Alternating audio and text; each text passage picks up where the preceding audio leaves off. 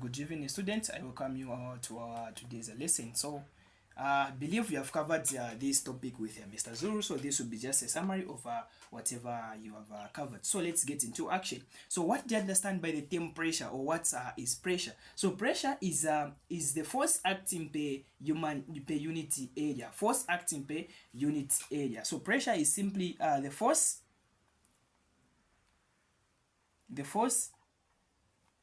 acting per unit area. Okay, so that's what we call pressure. So the force acting per unit area is what we get to call pressure. And you should know that the SI unit for pressure, is Newton meter, or Newton per meter squared, or Pascal. So you can either use Newton per meter squared or Pascal. So these are the SI units for pressure. And you should also know that whenever force act on an area, they exert a pressure. A pressure. And the smaller the surface area, the greater the pressure. So we can say that pressure is inversely proportional to area. So we can say that pressure is inversely proportional to area. So we have pressure, which is inversely proportional to area. So when area increases, pressure will reduce. When area increases, pressure will reduce. And when pressure increases, the area will reduce. Okay. So let's say we have a force of 50 Newton. We have a force of 50 Newton, which is acting on two areas. So we have area 1, which is 2 meter squared, and area 2, which is 10 meter squared. Okay, so we have a force of 50 Newton, which is acting on these two areas. We have area 1, which is 2 meter squared, and area 2, which is 10 meter. And we have been asked to find to calculate the pressure exerted by this force on these two areas. So you and I know that pressure is given by the formula. Force. Okay. Oh, sorry. Pressure is equal to force over area. Pressure is equal to force over area. So this is the formula we use when calculating the pressure, where we have been given the area. Okay. So this F stands for force, and this stands for A. So let's now find the pressure which this 50 Newton exerts on this area, which is 2 meter squared. So we have pressure is equal to force. You know that force is 50 Newton. We have been told that 50 Newton is the force which is acting on these two areas. So where there's F, we're going to put this 50 Newton. So we're going to have 50 over, what is our area? Our area is 2 meter squared. 2 meter squared. So we're going to write 2. Okay, so 50 divides 2. This will give you your pressure to be 25. So what are the SI units for pressure? So we said that the SI unit for pressure is either Newton per meter squared or Pascal. So if you want, you can put Newton per meter squared or Pascals. It's up to you. Okay, it's up to you. Okay, so we have found the pressure that's a 50 Newton exerts on an area of 2 meter squared. So let's now find the force that this 50 Newton exerts on this kind of area. So we have pressure is equal to force over area. Our force will remain the same, which is 50 Newton over our area, which is 10 meter squared. This is our area. So 10 meter squared here. This is our area. So 50 divided 10, this will give you your pressure to be 5. So pressure is equal to 10 into 50, it will give you 5. Okay, and we said the SI units for pressure are either Newton per meter squared or Pascals.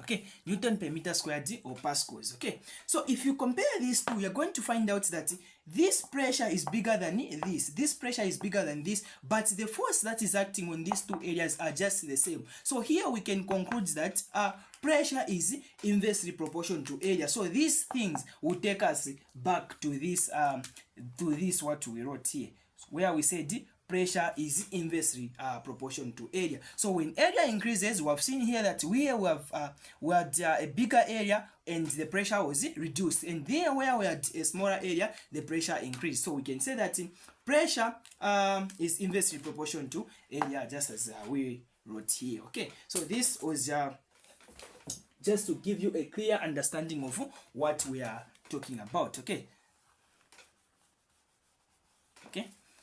So here we have said that pressure is calculated using the formula. Pressure is equal to force over area. So this is the formula for pressure. Pressure is equal to force over area. Okay, so we have this activity. So we have activity 1.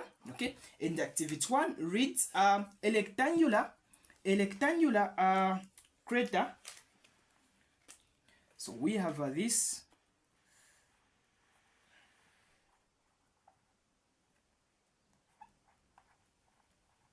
rectangular crate weighing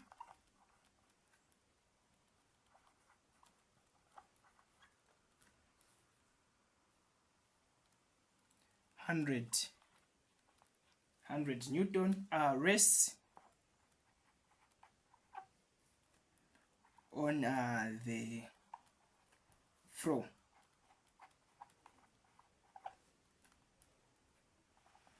Its base measures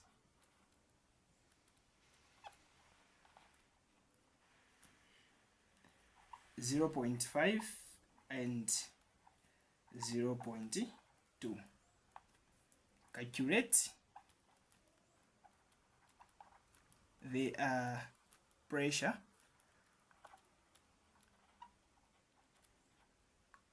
on the floor.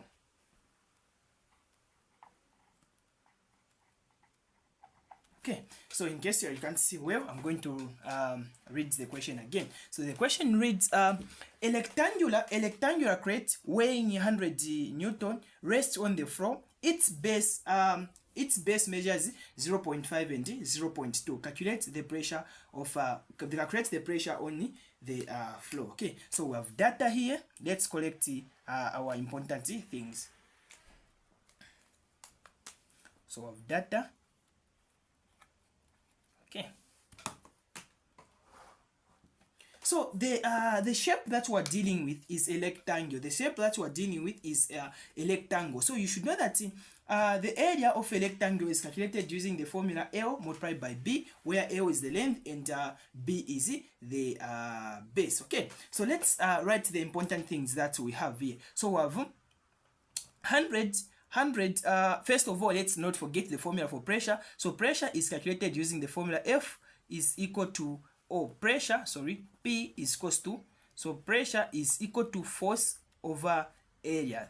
Pressure is equals to force over area. Okay, and the next thing that we have is the force. So we have been told that this is weighing, so weight and force are just the same. Weight and force are just the same. So if you have been given the weight, just know that that's the force. So we have the force of 100 Newton. So F is equal to 100 Newton, and area is equal to, area we haven't calculated yet the area, but we have been told that this shape that we're dealing with is a rectangle. It's a rectangle, and you and I know that the area of a rectangle is calculated using the formula A is equal to L multiplied by B. So this is the formula we use when calculating the area of a rectangle, where this L is a length and this B is the breadth. Okay, so if area is equal to, so according to the things that we have been given, we have said that its base measures 0.5 and 0.2. So you should know that this one, which the one which is bigger, it's the length. So here always that there is L, we're going to put 0.5. So we're just going to have 0.5. Okay, sorry. 0.5 multiplied by 0.2. 0.5 multiplied by 0.2. So when you multiply 0.5 by 0.2, you're going to have your area. Your area is equal to 0.1. So just press on your calculator, 0.1 meter squared. Okay, meter squared. So we have found our area. We have found our area, and this has made it easy for us to find the pressure. Okay. So let's now calculate the pressure having the four points. Okay, so we have pressure is equals to force over area. Pressure is equals to force over area. So where there is F, where there is F, here we're going to put the force that we have been given, which is 100 Newton. So I'm going to have 100 Newton over the area, which is 0.1. This is our area, which is 0.1. Then pressure is equal to 100 Newton divided 0.1. So this will give you 1000 pascals or Newton meter squared. 1000 pascals or Newton meter squared.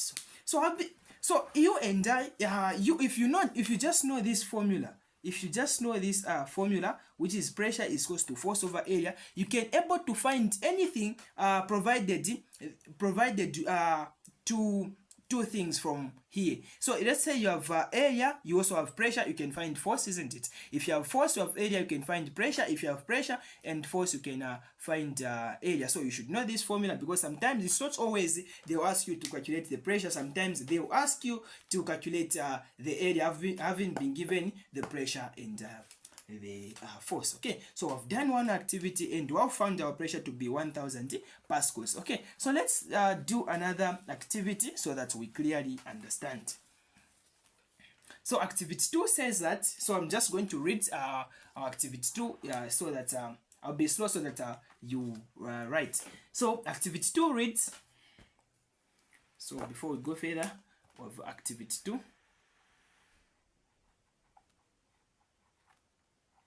Okay, so activity 2 reads, the pressure in a car tire is 200 kilopascals. So the pressure in a car tire is 200. So I have a pressure which is 200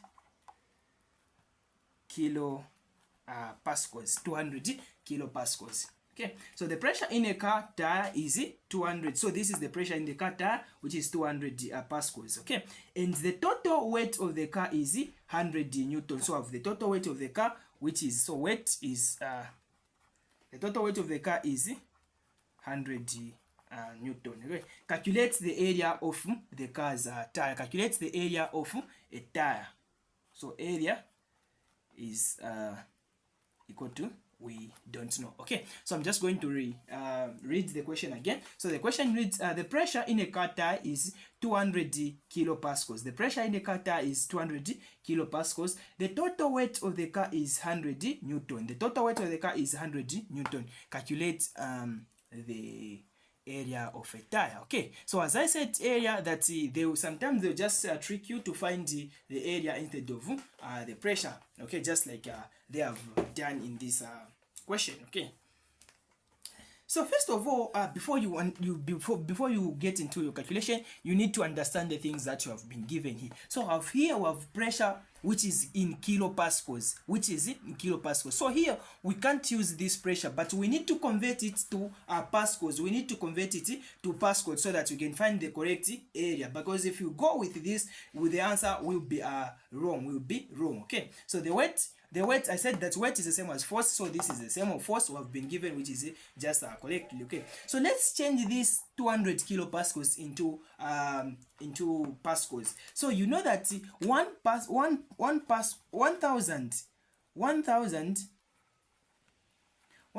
pascal. Okay, 1000 pascal is equal to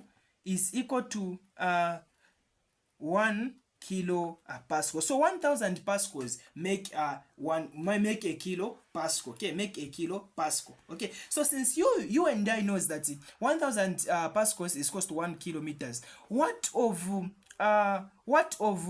200 kilopascals? So 200 kilopascals, will be x. We don't know the the number of pascals that will make it 200 kilopascals. So just compare 1000 pascals is equals to 1 kilometer, x is equals to 200 kilopascals, because we don't know the number of pascals that will give us 200 kilopascals. Then you just cross multiply. You just cross multiply. So we're going to have x multiplied by 1 kilopascal. So this will give us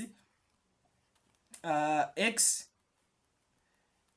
kilopascals is equal to 100 multiplied by 1000 multiplied by 200.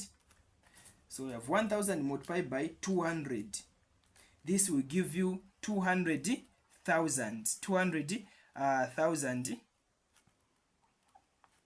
kilo pascals. So we have p here, also have p, so this will be squared, isn't it? This will be squared. Then we divide both sides by kilopascals.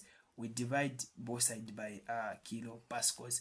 So this will cancel with this, and this will go. Hence we're going to have x is equal to 200,000 pascals. Okay, so 200 kilopascals is the same as 200,000 pascals. So in short, if you don't want to reach to be using this stage, just do, if you have been given pressure in kilopascals and you want to convert it into pascals, just multiply that pressure in kilopascals by 1000. It will give you pressure in pascals. I'm going to repeat. If you have been given pressure in kilopascals and you want to convert it into pascals, just multiply it by 1000, by 1000. Okay.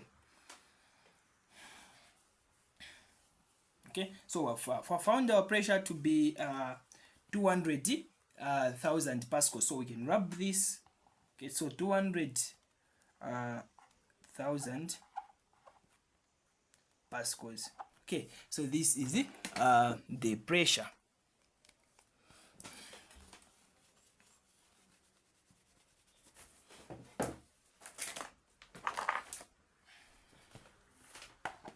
Okay, so having found the pressure in pascals, we can now proceed.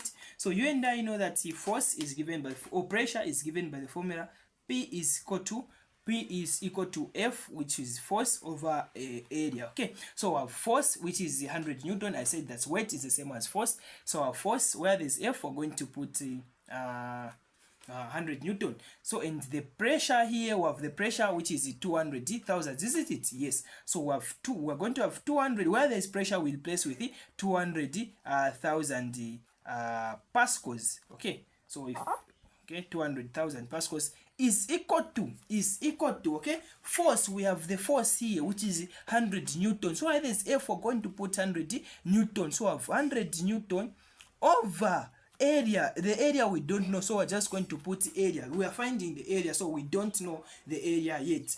Then we just cross multiply. So we can have area. So we're going to have 200,000 multiplied by area. A is equal to 100.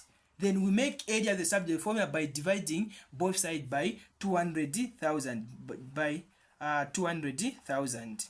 So even this side you have 200,000. Okay, so this 200 and this will cancel. We're going to remain with area is equals to 100 divided 200 is 1000. So this just press on your calculator and this will give you 0.0005 meter cubed. Okay, so this is the area. Okay, so if you don't want to write your answer like this, you can write it in scientific notation. So in scientific notation, this will be 5 multiplied by 10 to the power negative 4. Okay, and this means that we have 4 zeros this side. We have 4 zeros this side. So writing like this is the same as writing like that. Okay, so these are the two activities that we have on pressure. Okay, so let's now proceed to pressure in fluid.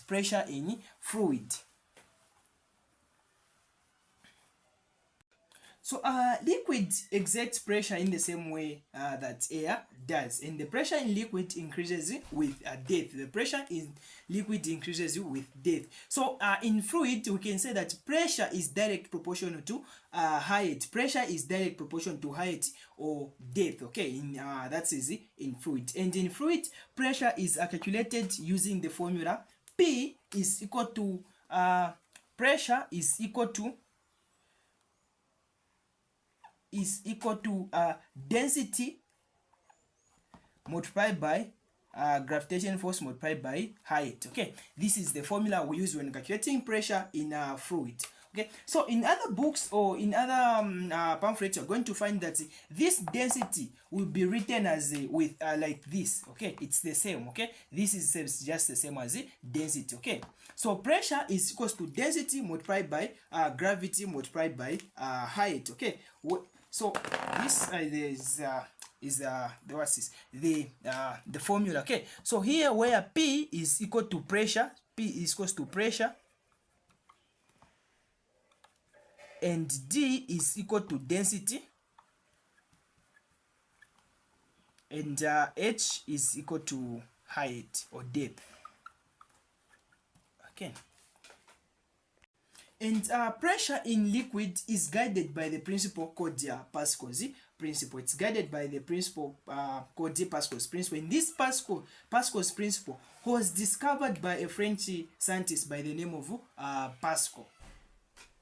Okay, the Pascal's principle. So the Pascal's principle states that pressure applied at any point to a fluid is in a closed vessel is transmitted equally to every other point in the fluid. Okay, so before we go further, let's pause a bit on pressure in liquid, where we said that pressure increases with depth. Okay, so at this lovely drawing, if you can see, okay, so this is a lovely drawing. Okay,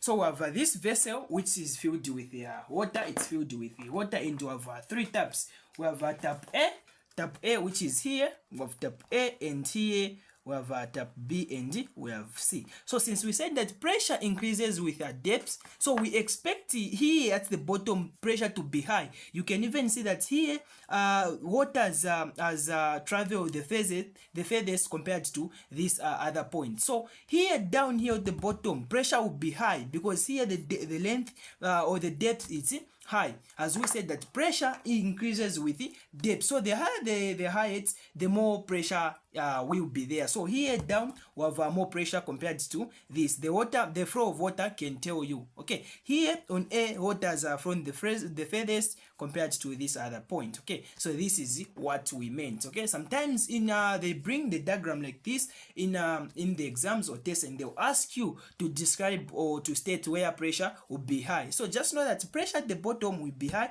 and then the next point where pressure would be the second, it's this point, and the last one it's this. Okay, so I believe you have gotten one or two things from this lovely drawing that where I drew. Okay, let's now get back to Pascal's principle. So that was just to give you a clear understanding of what we meant by pressure increasing with depth. Okay, so Pascal's principle states that pressure applied at one point of pressure, okay, pressure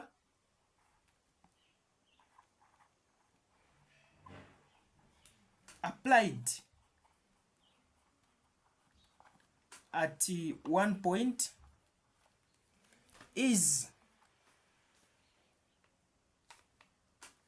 pressure applied at one point, okay, in to a fluid. Pressure applied at any point to a fluid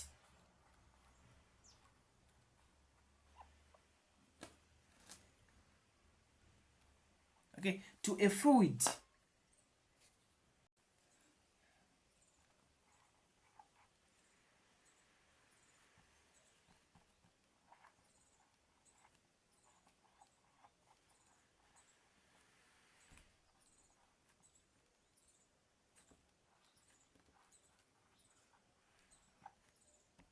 so don't worry, I'm going to read through.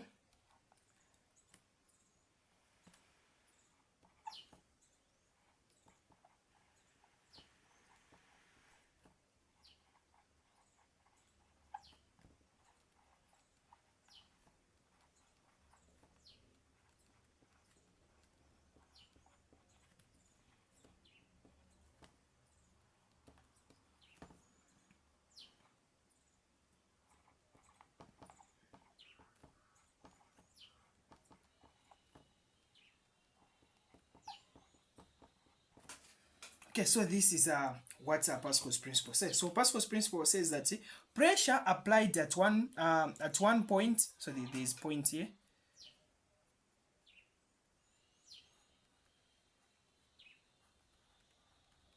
Okay, so I have points there. So Pascal's principle states that pressure applied at one point to a fluid at any point in a closed vessel, it's transmitted equally to every other point. Okay, so pressure applied at one point to a fluid at. So we can say that in simple terms, we can say that Pascal's principle states that pressure applied at any, pressure applied at any point to a fluid in a closed vessel is transmitted equally to every other point. Okay, so I'm going to repeat. Pascal's principle states that pressure applied at any point, pressure applied at any point to a fluid in a closed vessel is transmitted equally to every other point. Okay, and this principle is used in hydraulic jacks, hydraulic pressures, and hydraulic brakes. So I'm going to give an example on the Pascal's principle. So this is just a roughly drawing. Okay, so we have this hydraulic hoist, hydraulic hoist.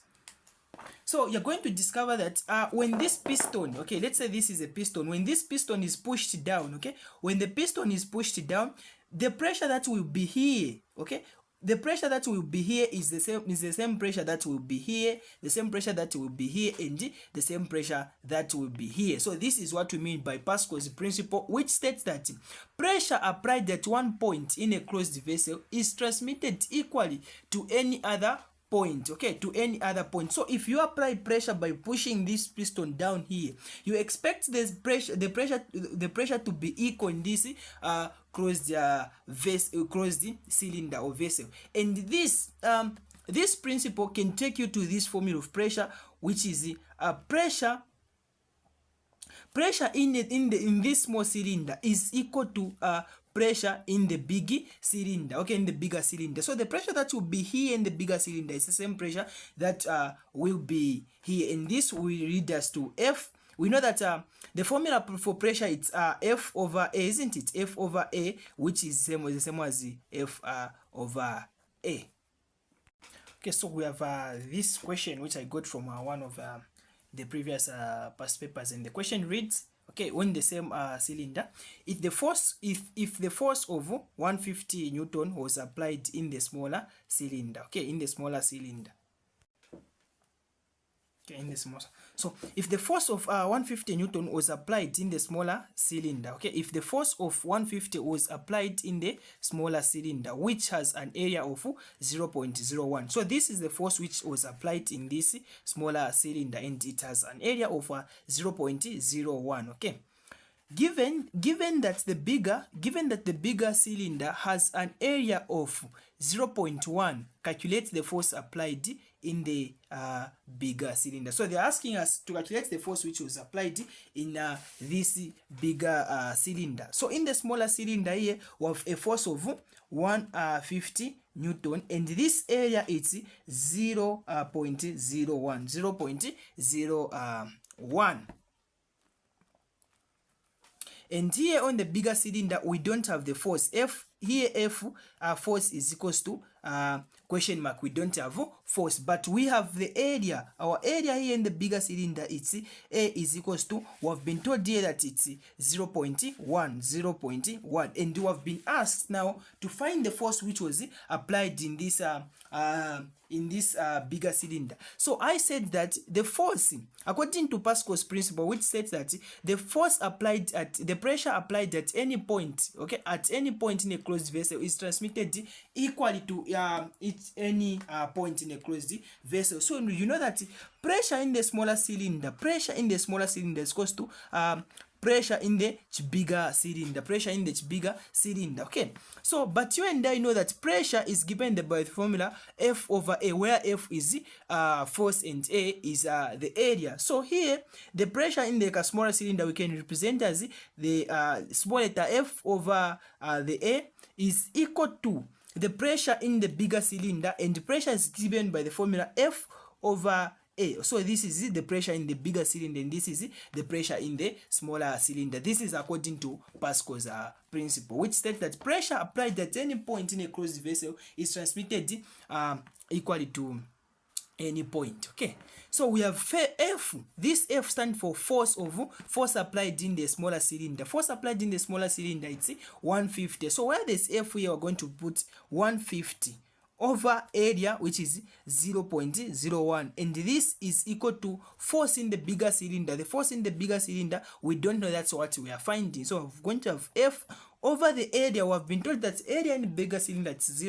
0.1. Then you just closely multiply. So 0.1 multiplied by 150, this will give you 15. Okay, this will give you 15 is equal to 0.01 multiplied by F. Here we're going to have 0.01 F. Then we divide both sides by 0.01 to make F the subject formula. So we're going to have 0.01, and also this side 0.01, and this will give you your F to be, so this and this will go, right? Yeah. So 15 divided 0.01, this will give you 15, 15, in short, 15. Okay, so just press on the calculator, you do 15 divide 0.01, so this will give you 15. So remember, force is measured in Newton. The SI unit for force is Newton. SI units are very important in civic education. Okay, civic education. So this is this was the force applied in the bigger cylinder. So this is how you can answer such questions. Okay, so this, remember, this is under Pascal's principle. And the application for Pascal's principle, where Pascal's principle is applied, in case they ask you the importance of Pascal's principle. So it is applied in hydraulic jack. We know that a jack is hydraulic jack, hydraulic pressure, and hydraulic brakes. Those are brakes in the car. Okay, so they use principles, Pascal's principle. So under pressure, we have two principles. We have this Pascal's principle, the one we have talked about, and the other one is what we call Archimedes principle. Archimedes principle. So let's look at what Archimedes principle is. So Archimedes principle states that, okay, so make sure that you master this principle. So I've talked of the Pascal's principle, and now we are on Archimedes principle. So Archimedes principle states that when an object, okay, when an object is partially immersed is wholly or partially immersed in water, okay, or in fluid, its up thrust is equal to the weight of the displaced fluid. So I'm going to repeat: when an object is wholly or partially, okay, when an object is partially immersed in a fluid, its up thrust is equal to the weight of the displayed fluid. So we can write this. We have said that when an object is partially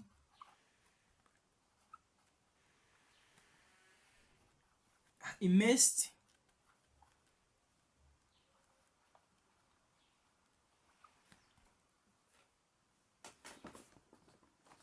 in a fluid,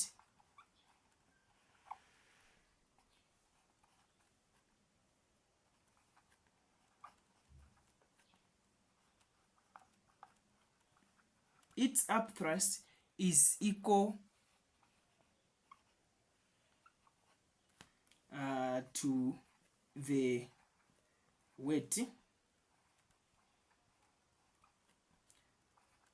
of the displaced fluid.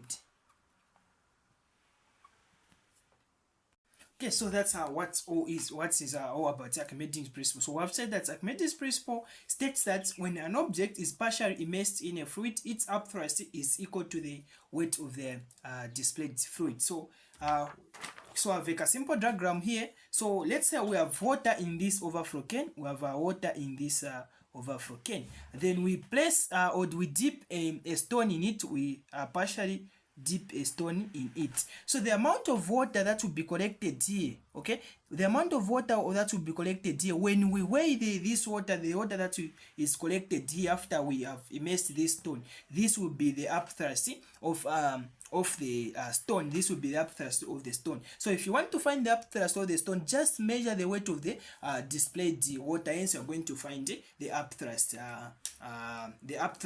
of the stone. So this was just like a simple diagram so that you clearly understand what we are talking about. So I'm going to repeat umuso the water that will displayed, okay, the water that will be displayed when you measure the weight of this water, this will be the upthrust of the stone. This will be the upthrust of the stone. So we can define upthrust as the weight of the water displaced by that object. The weight of the water displayed by an object is what we call upthrust. So that's the definition of upthrust. Okay, so before we proceed, let's just revise from where we have come from. So first of all, we defined pressure as the force acting per unit area, and we said that force in solids is given by the formula F is equal to pressure in solids is given by the formula P is equals to F over A. And this led us directly into what we call Pascal's principle, which states that pressure in a smaller cylinder is equal to pressure in a bigger cylinder. And we wrote this as the small letter F over A is equal to F over A. Okay, and we also said that pressure in fluid is given by the formula P is equal to density multiplied by gravity multiplied by height. Okay, so these are the formula that we have talked about. Okay, so make sure that you master these formulas. Make sure that you master these formulas. So this is under principles, Pascal's principle. So how is pressure related to volume? So this is called the pressure-volume relationship. Pressure-volume relationship. The following are the pressure-volume relationship. Okay. So under pressure-volume relationship, we have two important laws, and these are called. There's a Boyle's law and the Charles law. There's Boyle's law and Charles law. Okay. So let's talk about the Boyle's law. So we have this.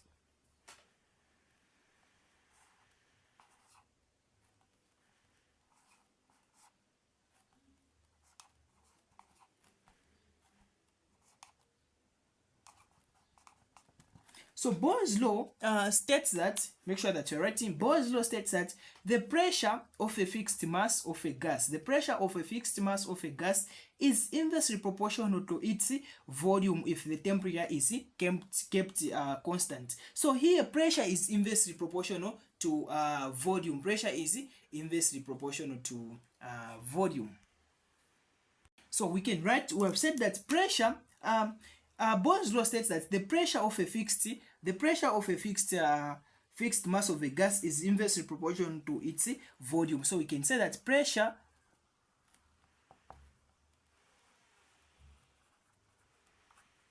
is inversely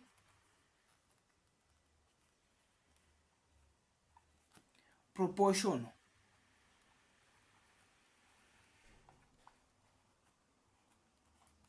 to volume if the temperature, so this is temperature, is kept constant.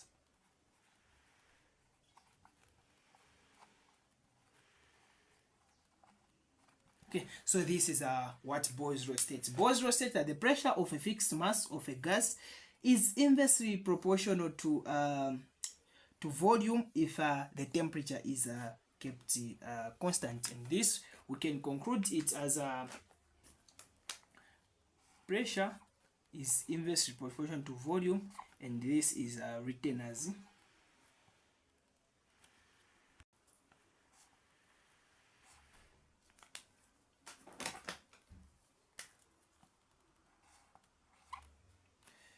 okay, so this mark is not working.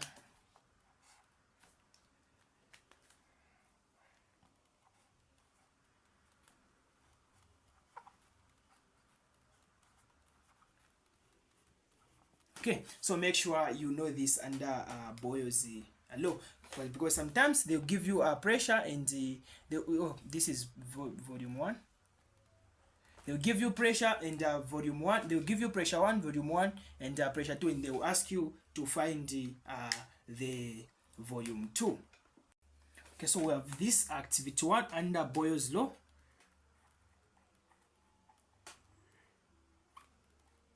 Activity 1 under Boyle's law. Okay, and the activity reads: a bicycle pump contains 50 centimeter cubes of air. Okay, so hear me well. So we have a bicycle pump which contain 50.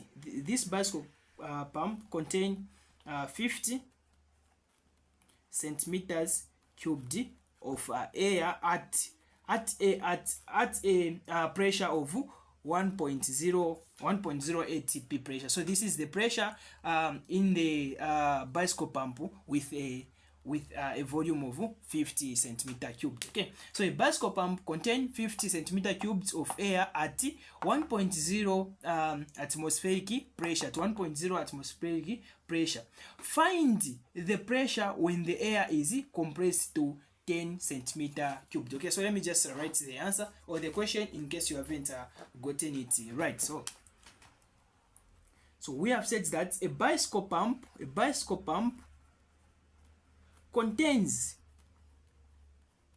so these are exam questions, contains 50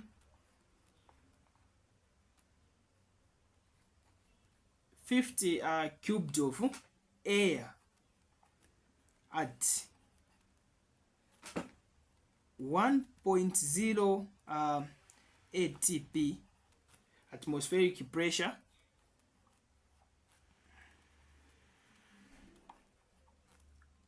Find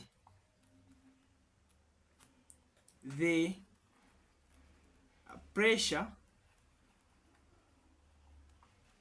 Find the pressure when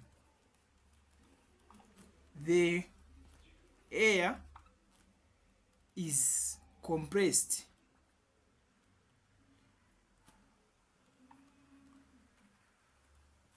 to 10 centimeter cubed. Okay, so we have the question which reads a bicycle pump contains 50 centimeters cubed of air at 1.0 atp. Okay, atp, not AT,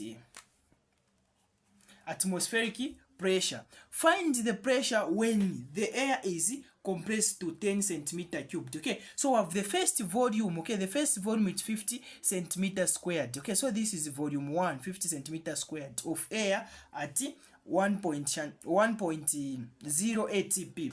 Find the pressure when the air is compressed to 10 centimeters. So they're asking us to find the pressure when the air is compressed to this volume. Okay, so we have our data here. Let's correct our data. So under our data,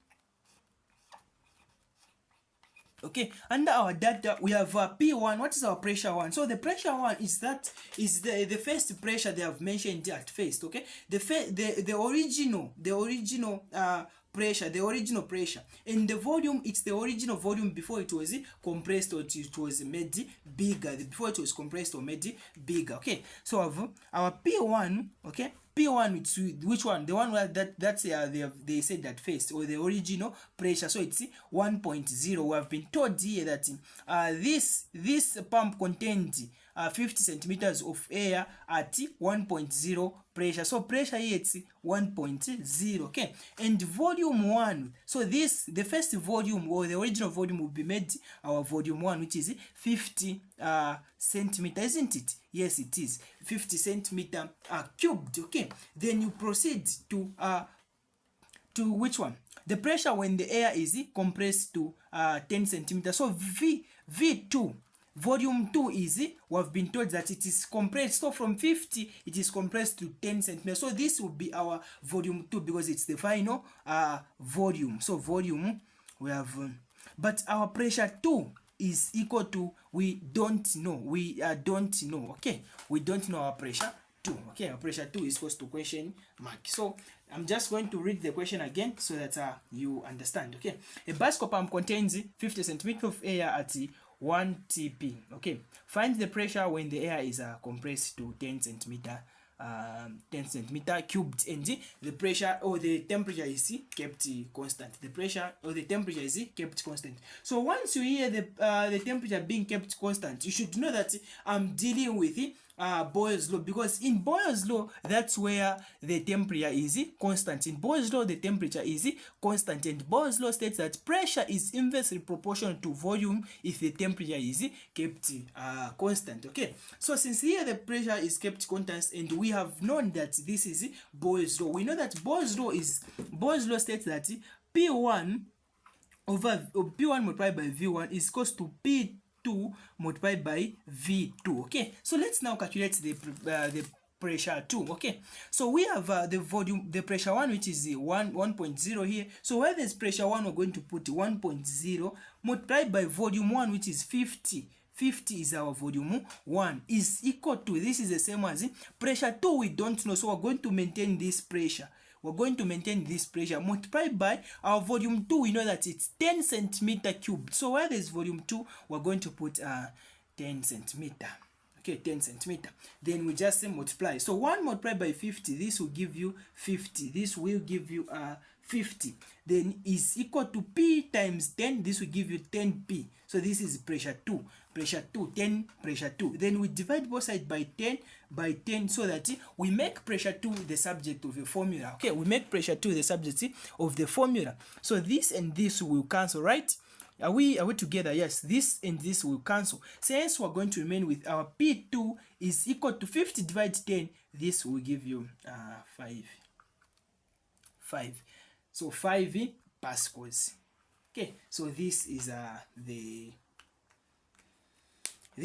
our volume or our pressure 2. So this is our pressure 2. Okay, so make sure that you master these laws that we are talking about. You make sure that you master these laws, because let's say you don't know what where this question is falling under. Okay, you can be confused whereby you get another formula. Okay, so just know that when temperature is constant, just know that this is Boyle's law. Boyle's law states that pressure is inversely proportional to volume if the temperature is kept constant.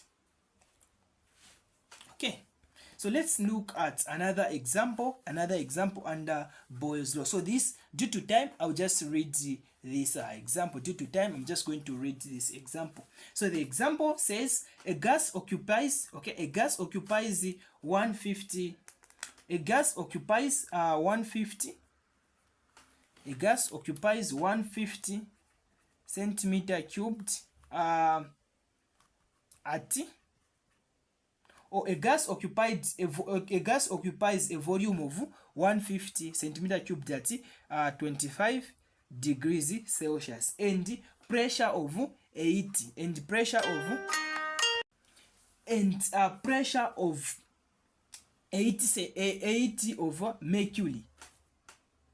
Okay, so we have a gas which occupies a volume of 150 centimeter cubed at 25 degrees, and the pressure, we have been told that the pressure is 80 pascals. So we have 80 pascals as the pressure. A gas occupies a volume of 150 centimeters cubed at 25 degrees Celsius and the pressure of 80 pascals. Okay, hear me well, what would be the volume of a gas if the pressure were reduced to 75? So here the pressure is reduced to 75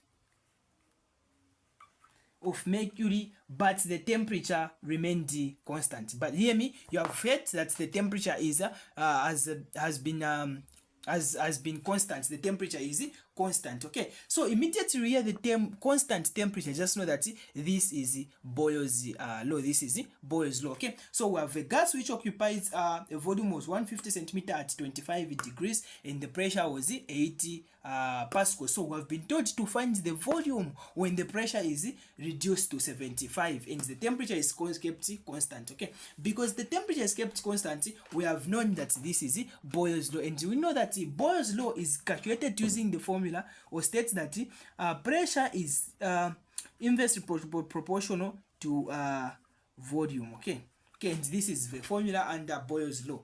P1 V1 is equals to P2 V2. Okay, so where is P1? So we put this because this was the first volume, and this was the first temperature, this the first pressure, isn't it? Yes, it is. So where there's P1, we're going to put this 80 because that was the first temperature, because before it was reduced to 75. So P1 is 80. Here we have 80 multiplied by our V1, which is 150. Our V1, which is 150. 150, right? Is equal to P2, pressure 2, it's this one, because this pressure was reduced from 80 to 72. So this will be our P2. So we're going to have 72 multiplied by our V2, volume 2. That's what we're finding. We don't know. So 80, you get your calculator. 80 multiplied by 150. 80 multiplied by 150. This will give you 12,000. So this will give you 12,000, which is equals to 70. Also, this is 75 V2. We don't know the V2. Then we just divide both sides by 75 over 75, so that we remain with our V2. So this and this we go, so we're going to have V2 is equals to 160. So this is the volume, okay, 160 centimeter cubed. So because of this centimeter cubed, then here we'll maintain the centimeter cubed. Okay, so if you are watching this, please hit the subscription button. We keep on supporting each other. Please subscribe. Okay, so this is how you can find. So I guess for today we're going to end here. We'll finish pressure from where we have ended. So I've only remained with Charles' law and gas law. Charles' law and gas law. Even how to convert Kelvin temperature into degrees Celsius.